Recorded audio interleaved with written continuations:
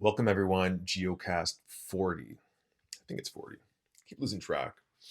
It's interesting. I started this on my 40th birthday, Giocast, a couple of years ago when I was still in Costa Rica. And yeah, I'm having so much fun with it. So thank you for all those who tune in, who leave comments, who send me a message. Really, really appreciate it. Love your feedback. Love your insights as well.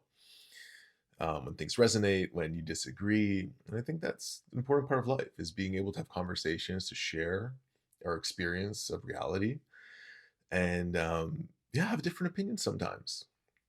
So it's been a while since my last one. I think it was first week of June. I just came back from Rhythmia with a good friend of mine. And summers are just crazy for me. There's every weekend there's something going on, whether it's a festival or a training. We're about to have our in-person facilitator training in in Mono. It's where I used to have a retreat center years ago. Um, we bought 25 acres years ago and wanted to create a retreat center, and it was a lot of fun, and it was hard, a lot of lessons, and that's kind of like life. And it's really hard when I had to give that up. It was about the same time that I was starting Elemental, and I couldn't do both, and I had some disagreements with my partner at the retreat center. He wanted to go a different direction. He ended up living there, and so I kind of let go of it, and just knew that if it was meant to be, it would happen again. I kind of like renting places where I don't have to take care of everything and run retreats at the same time. So I think it was the right move for sure. And yeah, last time just getting back from Rhythmia, just integrating back into life here. Summer in Toronto is fun, exciting. There's lots going on. I was invited to be part of a men's group circle, a group of guys who are trying to pull together all these men's group and create something bigger. I think there's going to be a man camp or something in the fall, festival for just men, which should be interesting. A lot of testosterone. Hopefully there's a mosh pit or something like that. It'll be fun. Um, and a couple festivals, which I'll share a bit about as well. But it's just been great, and just trying to really um, find balance in chaos. It's kind of like a talk I end up giving at Sonic Springs Festival. I was invited to participate, do a breath work, and give a talk, and it just feels like the simulation is going crazy. Life on Earth is getting more and more interesting every day that goes by. Hard, exciting, and like a metaphor for life is it's like this ocean that has such flow and beauty, but it also can be powerful and destructive at times, and strong. And I look at life as like you can go out into the ocean and get tossed around, or you can learn how to swim, you know, learn how to navigate, but which can also be hard sometimes. And then you can also like learn how to ride a surfboard, and you can take those powerful waves and flow with them. And a lot of surfers, they have these experiences, these flow states when they're surfing. And, you know, of course, the greatest tool I think is self-awareness and breath work to help you navigate these chaotic times in life. Um, and, I listened to a podcast, um, Martha Beck, when I was in Costa Rica.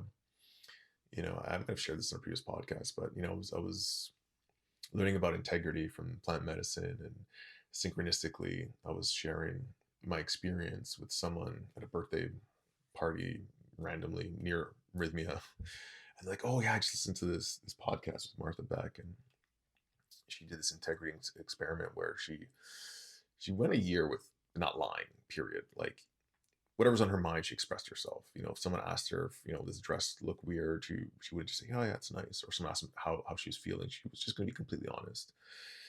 And she saw her whole life kind of crumble and fall away, and relationship, work, all these things. It was hard, but she realized she was living in this fake life, and she built herself back up, and she's amazing. I highly recommend her books.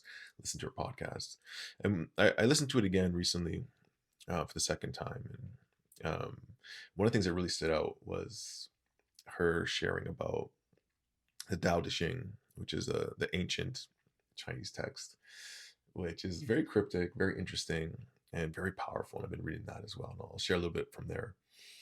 Um, and talks about kind of like a framework for what you're going through at any time, and how to kind of navigate those waters. So yeah, so I get back, and I'm trying to get back into soccer, as I shared before. I hurt my calf, and I have a wedding that night. My friends Pandora and Michael. Michael was one of the guys who invited me to Burning Man when I had that wild experience. I'm not sure I shared that on this podcast yet, so I'll have to get to that in another episode. But anyways, it was one of the most intense, transformative, crazy 48 hours of my life at Burning Man, and I knew that the wedding was going to be great. And that morning, I'm playing soccer, and of course, I had to squeeze in a soccer game. And I just got my half bike, which is almost like a unicycle, which I was using just to get in shape. It's a stand-up bike, so you're always standing and riding. And I was feeling really good, recovered from my last injury. Halfway through the game, it's raining, we're having so much fun. I feel like I'm a teenager again, and I roll my ankle. And I finished the game. It was hurting a lot, and afterwards, it was just like a balloon, purple, all different shades of. Almost looks like my backdrop here. If you can see, it's like purples and blues and just nastiness. And I end up going to the wedding. I wrap it up, and it's one of those weddings where there's going to be a lot of dancing. We ended up going to the after party and dancing to the sunrise. And I had to make an agreement with my ankles. Like, okay, we're going to nurture you tomorrow. Today, just hang in there. And yeah, it took a lot of ice baths, red light therapies, and who knows what to keep that in check. And I got invited to the Sonic Springs Festival, which is about 4 hours north. And it's just a beautiful collection of music and DJs on the river. And I was invited to lead a breath work. And I told them I needed a little more time than what they gave me. And we get there the first night, it's pouring rain. We got our tent, spent all this money on this really nice tent, and we're getting leaks everywhere, and the kids are not happy, and I got a sprained ankle. I'm just like, man, like this is not good. But trying to surrender into the chaos, and doing the breath work the next day, it was like incredible. Like the people coming in and having breakthroughs. Like after a song, like the second or third song, it's like everyone's breaking down, crying, and just says something about the environment, when people are coming and they're on a similar wavelength and they're willing to do the work and they're open and they're already kind of a couple of days into the festival. And when you're breathing together in a large group, man, the energy was just like incredible. And one of the things that stood out to me was I used a song in that breath work that I heard when I was in Panama. Ali Farani had played this remix of a song he made. I think he grew up in Iran, and it was a childhood song for him, some like kids show growing up. And I put the remix, and this girl afterwards, I saw her crying through the whole thing. She's like, "Yeah, my intention was to forgive my mother." And you played that song, and it brought me right back to my childhood. I used to watch that show, and I saw all the good things that my mother did for me, and I was able to see not just the bad and the hard things, and I could see how she was just trying and how difficult it was for her. And these synchronicities, they're just like incredibly interesting how they how they work. And that same week, a good friend of mine, Sid, who I hadn't seen in a while, decided to come by and give me a visit. We have this conversation, and he brings up meme coins. And I've invested in crypto, for a few years now, off and on. I'm not crazy or expert or anything like that. And he's talking about meme coins, and I'm kind of like not understanding the point of them really. He's like, I invest synchronistically. I'm like, what does that mean? He's like, yeah, I don't really like look at charts and study. It's like really like if something synchronistic happens, I'll go in and invest. I'm like, oh, that's interesting. It's like, yeah, for example, the other day, someone messaged me, watch this video. In the video, they talked about this coin. I checked it out. It had just launched. And I was going to put money in, but I kind of hesitated. I didn't, I get to like transfer something or whatever. And it went up like 2000x in the next 48 hours. And he was like, man, that was the one. And I'm like, oh, that's interesting. So it kind of like parked in the back of my mind. And like literally the next night, I'm at a gathering downtown Toronto, someone's birthday, solstice. And a friend of mine, Ryan, is talking to my wife. He's like, hey, are you into crypto? Because there was a crypto conference going on that day as well. And a lot of people from there were at this party. He's like, no, talk to Gio.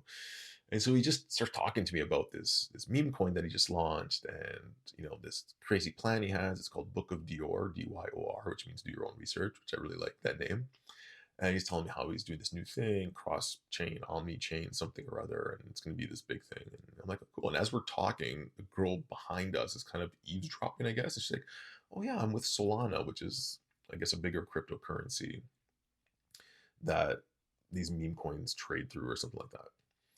And so, anyways, I'm like, I'm remembering the synchronicity conversation the day before. I'm like, okay, Ryan, I'll come in on it. Like, give me the give me the details. So he texted me like what it was and whatever. And so like the next day, I just put a little bit in. I transfer something from somewhere else, and the thing goes up like 10x, like literally in like a couple of days. I was just like sitting there, kind of in disbelief about this concept of just following synchronicity, intuition, being aware of things and picking up on patterns.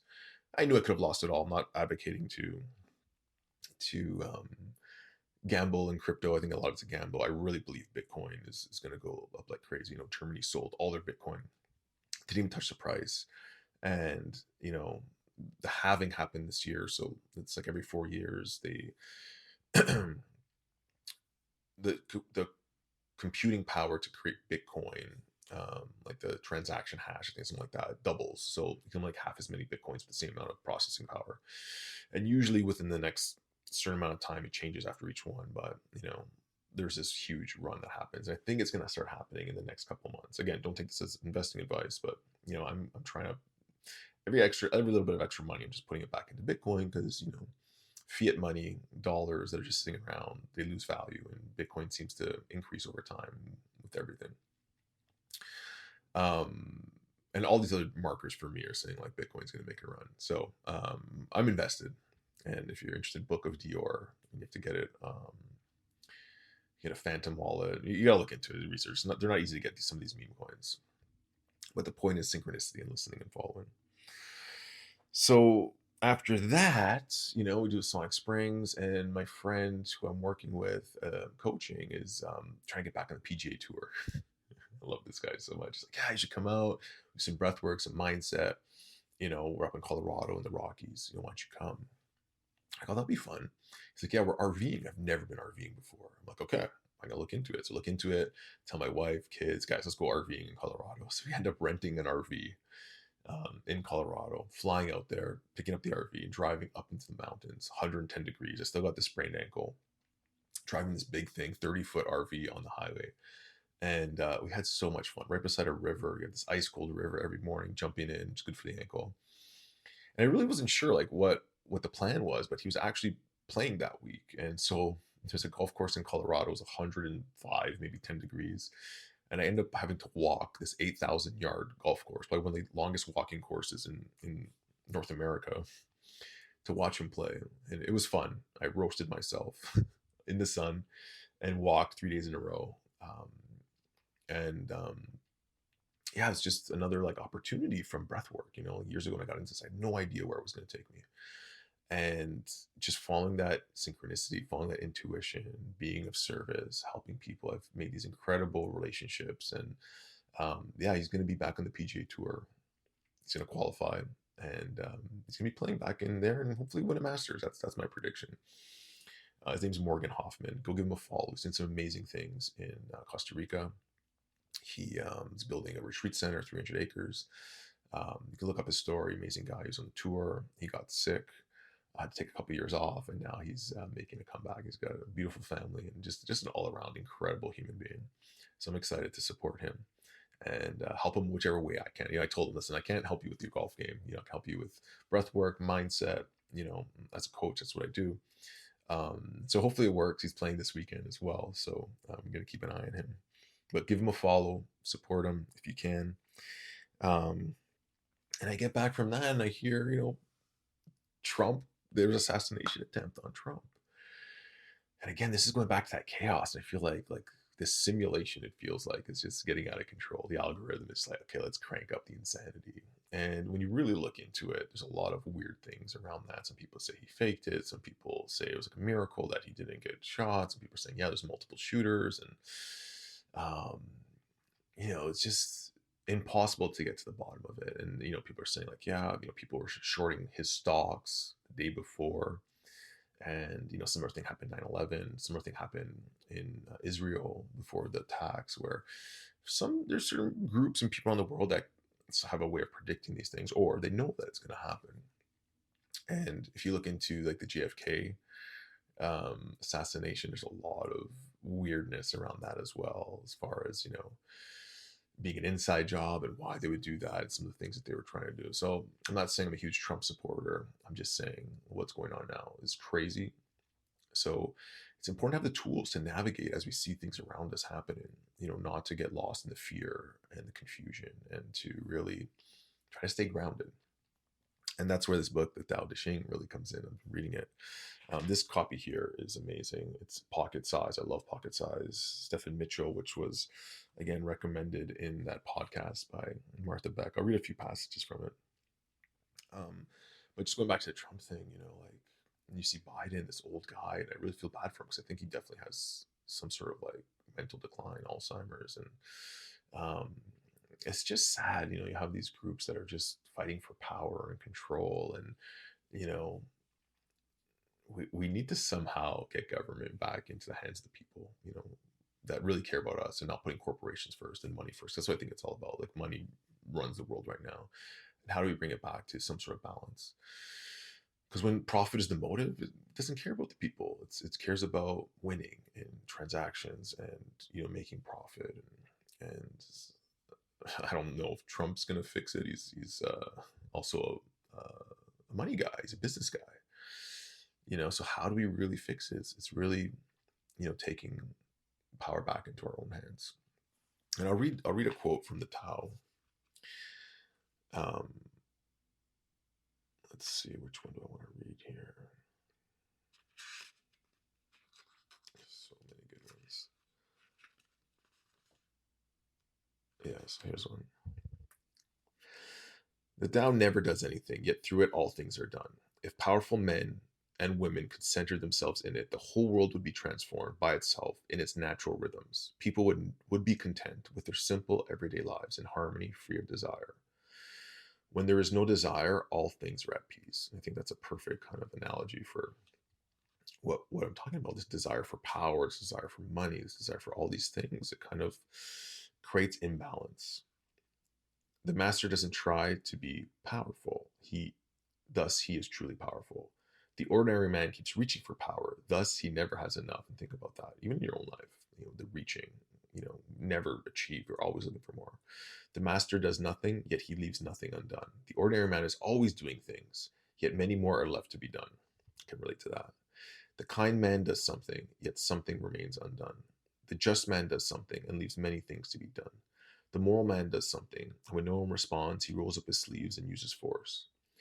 When the Tao is lost, there is goodness. When goodness is lost, there's morality. When morality is lost, there is ritual. Ritual is the husk of true faith, the beginning of chaos.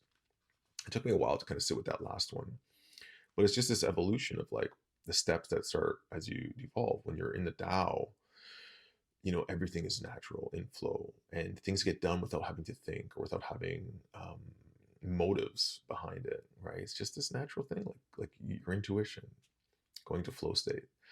And I think it gets down to like where there's ritual. I think like ritual is good, but ritual is like forcing yourself to kind of do things. Like this ritual, like I need to do this to kind of stay. And just having faith, and it's the beginning of chaos. And I think chaos also at the same time is powerful because it's where order kind of gets created. And the opposite of chaos, a lot of people will define it as chaos and order, but order is something that has to be forced. And I think those that be will create chaos in order to impose order on people, but it's forced. And I think the opposite should really be harmony. And when we can be into perfect harmony and to love and to see each other, I think that's where change really happens. And if people can get into their own lives back into that harmony, the Tao, and some of the leaders can start seeing that and feeling that and helping each other rather than trying to beat each other and win. I think that's when we're going to see peace. And maybe it has to completely unfold. So work on your tools, center yourself, breathe, don't take everything and like worry, just see it as an opportunity for change, and whatever you're feeling from the outside world, like start in here. Where am I feeling that within myself? How can I create change? How can I be of more service to others, um, without expectation? So I hope you like this episode number 40. We're reaching 20 minutes. I try to keep these short. I would love to know, like, how would you guys think about me bringing some guests on, like doing an interview here and there, because I meet so many interesting people. Um, Let me know. And if so, who would you want me to interview? And what do you want me to talk about? I got some ideas, and I'll probably bring someone on soon. Love you all. Thank you for listening. And yeah, reach out to me at Elemental Geo, Elemental Rhythm. Come to one of our trainings, become a breathwork facilitator. It'll change your life. And I'll give some updates after this weekend. Do another podcast the next couple of weeks in a row, because there's lots of things happening. I'm sure there's gonna be a lot of insights that come from it. Peace.